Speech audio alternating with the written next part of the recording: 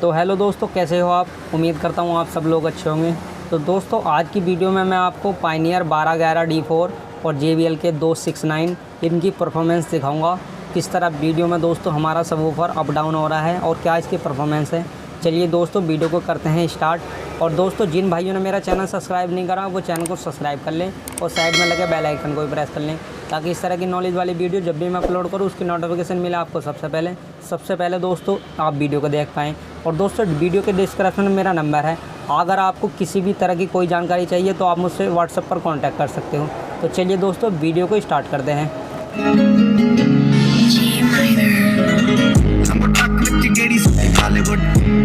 मुंडियां दे सुने बॉलीवुड म्यूजिक दी बेवाना भालदे बेवा गाउना भी आउंदा ते लिरिक्स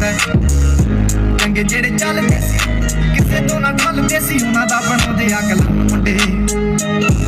ब्राह्मण मुंडे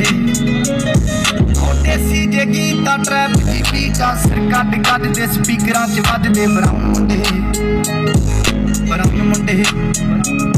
ओ देसी जे गीता ट्रैप दी बीटा सिर कट दे स्पीकरां च वजदे ब्राह्मण मुंडे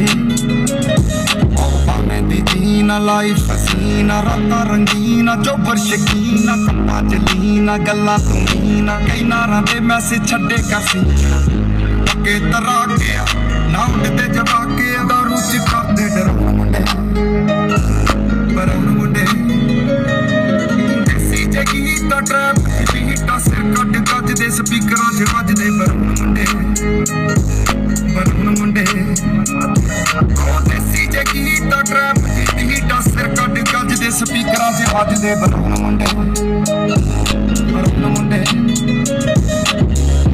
फोड़ा तो जी क्लैश फाना तो मोटे स्टैक कर देना गेम लैक ब्राउन मुंडे